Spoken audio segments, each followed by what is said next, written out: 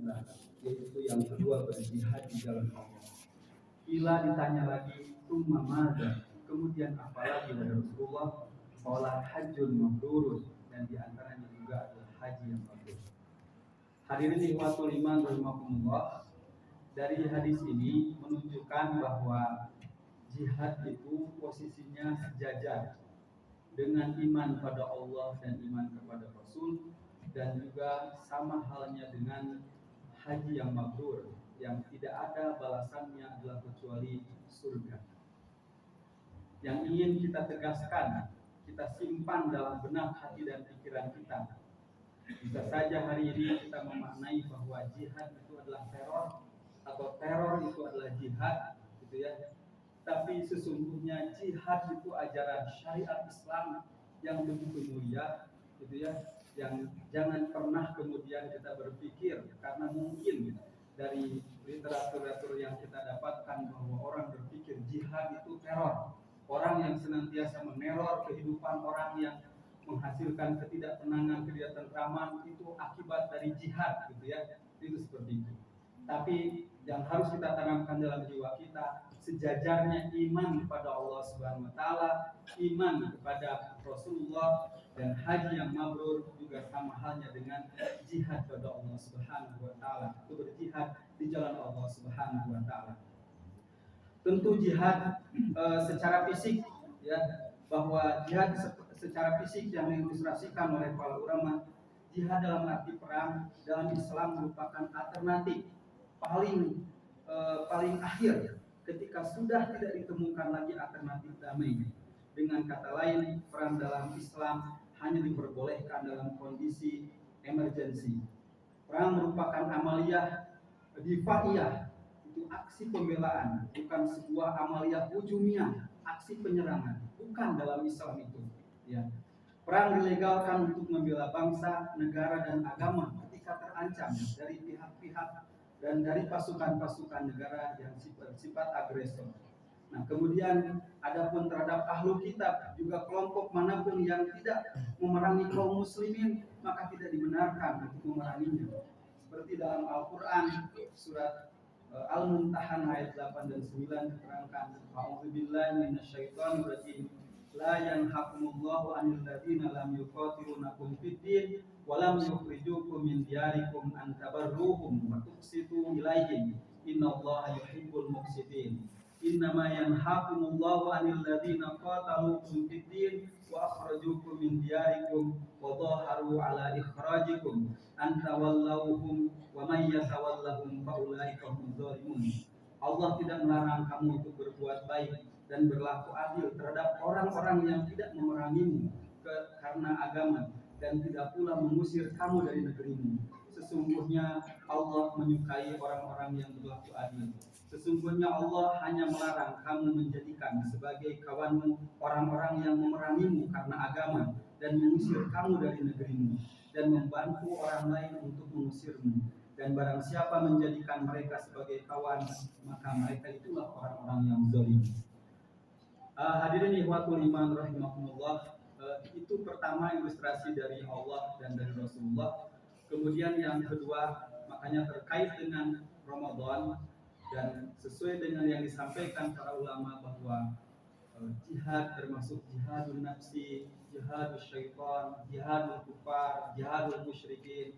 Dan hari ini pada saat kita melaksanakan saum, tentu kita pun sedang jihadun nafsi. Dan di antara jihadun nafsi adalah mempelajari ajaran agama Allah.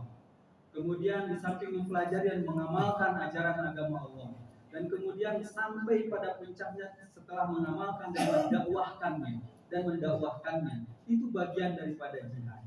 Termasuk hari ini ketika kita melaksanakan saum, bahwa Ramadan ini adalah bulan jihad. Karena apa? Kita sedang berjihad untuk mensukseskan saum kita supaya menjadi orang-orang yang mutaqabbalah, saumnya sudah yang suka diterima. Ada banyak amaliyah yang harus kita lakukan, baik yang wajib ataupun yang sunnah selama Ramadan. Maka itu kita sedang melaksanakan jihad dalam kehidupan kita semua. Maka suksesnya saum Bapak dan Ibu semua itu adalah jihad. Tuntas dan tidak tuntasnya qiyamul lail Bapak yang ketika di bulan Ramadan ini adalah merupakan jihad. dan kemudian tamat dan pahamnya meningkatnya kepahaman terhadap tadarusul Quran itu adalah merupakan jihad. Dan pada saat meningkatnya sedekah yang kita lakukan di bulan Ramadan ini adalah merupakan jihad yang kita lakukan.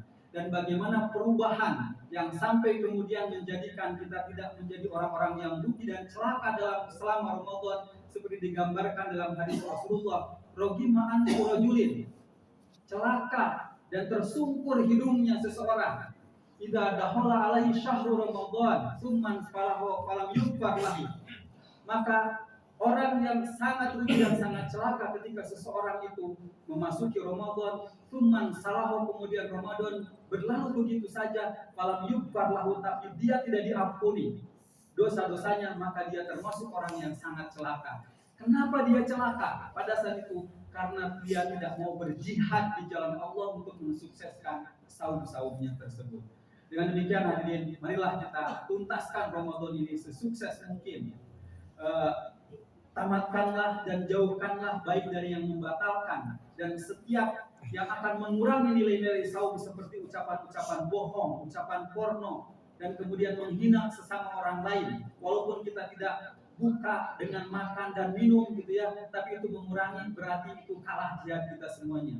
Dan yang kedua adalah mungkin kita sering beralasan orang ke masjid akhirnya tuh taraweh gitu ya dalam satu malam, atau karena ada tamu atau karena apa, kemudian kita tidak melaksanakan qiyamul lail, berarti kalahnya jihad kita semuanya. Dan begitu pula padahal banyak kesempatan dari rezeki yang bisa kita lakukan dari harta kita, tapi sedikit pun kita tergores untuk menginfakkannya. Padahal Rasulullah mencontohkan bahwa Rasulullah adalah orang yang dermawan, tapi dermawannya Rasulullah di bulan Ramadan karihil mursalati, seperti angin yang bertiup seolah-olah yang tidak berhenti.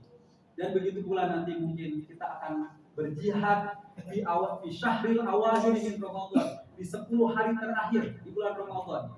Rasulullah melaksanakan di 10 hari terakhir itu ishtadda bizaruhu, yang pertama mengencangkan ikat pinggangnya, diabaikan dulu walaupun ada istri yang cantik di rumah, tapi 10 hari di bulan suci Ramadan dan Rasulullah meningkatkannya, ibadahnya semakin meningkat. Jangan sampai kemudian justru kita semakin akhir Ramadan semakin melemah ibadah yang kita lakukan. Dan itu menjadi tantangan yang harus kita lakukan, dan itulah makna daripada jihad yang hari ini kita sedang laksanakan di bulan suci Ramadan. Mudah-mudahan kita semuanya menjadi orang-orang yang termasuk kategori jihad fisabilillah dengan Ramadan yang disuguhkan oleh Allah kepada kita semuanya.